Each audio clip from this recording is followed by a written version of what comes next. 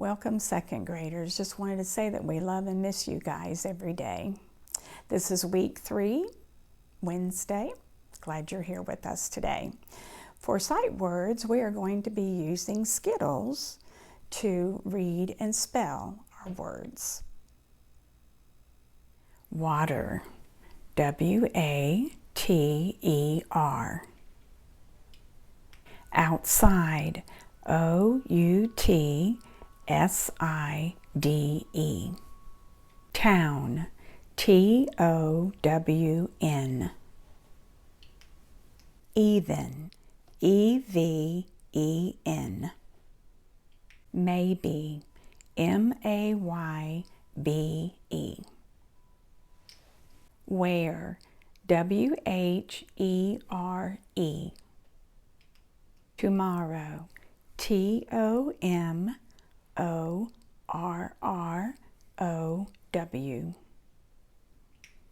Buy, B-U-Y. Father, F-A-T-H-E-R. Called, C-A-L-L-E-D. Hope you enjoyed our Skittle activity spelling our sight words. So now we're going to turn to our reading, our close reader. Today we're going to be reading pages starting on page 22. And it's a little long today, so if you need to get up and stretch your legs and take a break, feel free to do that.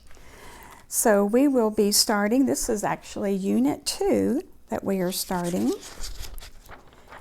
And it says Nature Watch. And today we will be on Lesson 6, Whose Home Is This? As every story, we need you to start at the top on the background information. This will be helpful as you read these stories, setting a purpose, why we're doing this today. The title again, like I said, Whose Home Is This?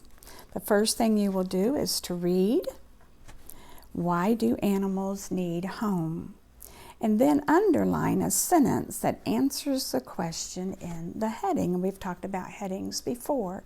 It's what this paragraph is going to be about. Then down at the bottom, number 2, you'll reread this short paragraph. And then you will answer the question, how are animals and people alike? What are some things that they do the same and things that they will do differently? And then write your response on the line using a complete sentence. Then you will move on to page 24.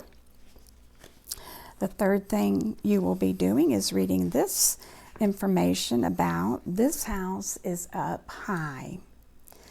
After you read it, you will circle the heading that tells where this animal's home is. Looking at the picture, down at the bottom, you'll reread this information, and you're going to answer a question. What detail, that means what bit of information, lets you know why this home is up high?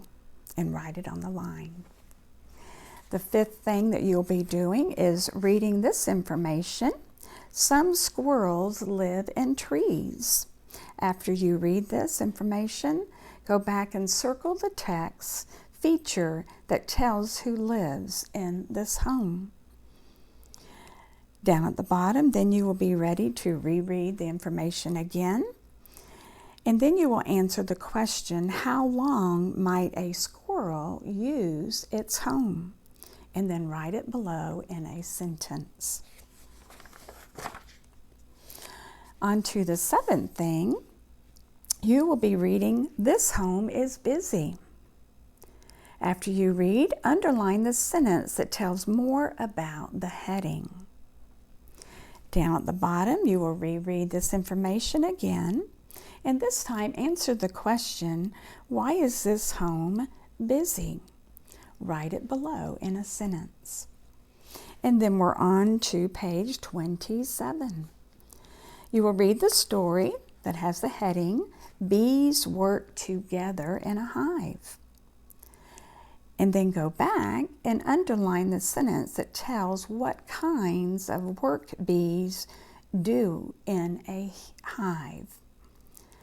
Down at the bottom, reread this information and then answer the question. What are 2 things that are in the cells in a beehive? And then write them below in a sentence. On page 28, number 11, read the information. Under the heading, this home can move from place to place. Circle the heading that tells who this home or what this home can do. Down at the bottom, you'll reread this information again and then answer the question in a sentence. What kind of home is this page telling about? The last page for you to read is page 29. You will read information about the hermit crabs carry their homes with them. And then go back and find the sentence that tells where this animal gets its shell home. And then down at the bottom, they want you to, gives you information to go back and read the pages again, 23 through 29. This might be a good time to take a little break if you need one. After you reread all this information, answer the question, how is a squirrel's home or a bee's home different from a hermit crab's home? You get to choose either a squirrel's home or a bee's home that's different from a hermit crab's home, and then write it in a sentence using capitalization and punctuation.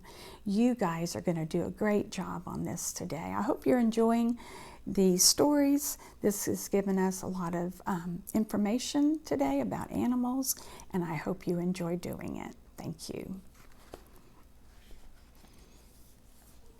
Now we are going to go right into our grammar lesson. On Monday, we started talking about verbs, action verbs, and a verb is a part of speech that tells us what something did or who did something. It tells us what the subject does. And as a matter of fact, as I was reading the closed reader earlier today, I noticed that there were a lot of words, action verbs in this story.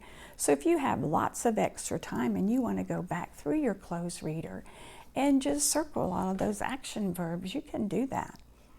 But it's definitely not something you have to do. So today we just want to make a list of some of the verbs that we talked about on Monday. We had barked, we had roared, we talked about sing or singing with Mrs. Phillips. PE, Coach Shelby might want you to run fast. We write, you're writing in your book. You tell someone something. You share something with someone. You might jump. You may be running around outside. Lots of action words. So today, I would like, and I know you made a list of some and maybe either wrote them down or shared them with somebody. Today, what I would like to ask you to do is write down a list of however many you would like to do, 8 or 10. If you want to do more, that'd be great.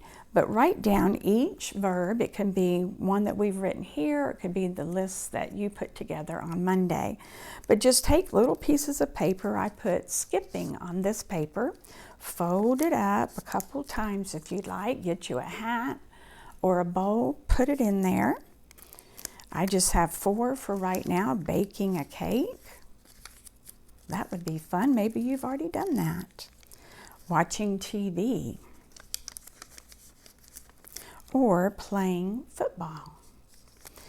I only did 4, but you can do as many as you would like. So once you get them in a bag or a bowl, and if you've got some good participants at home, like an adult or siblings that could do it with you, I would shake them up, take one out, and I would like for you to demonstrate and see if they can guess what you are doing. So let's say you were baking a cake.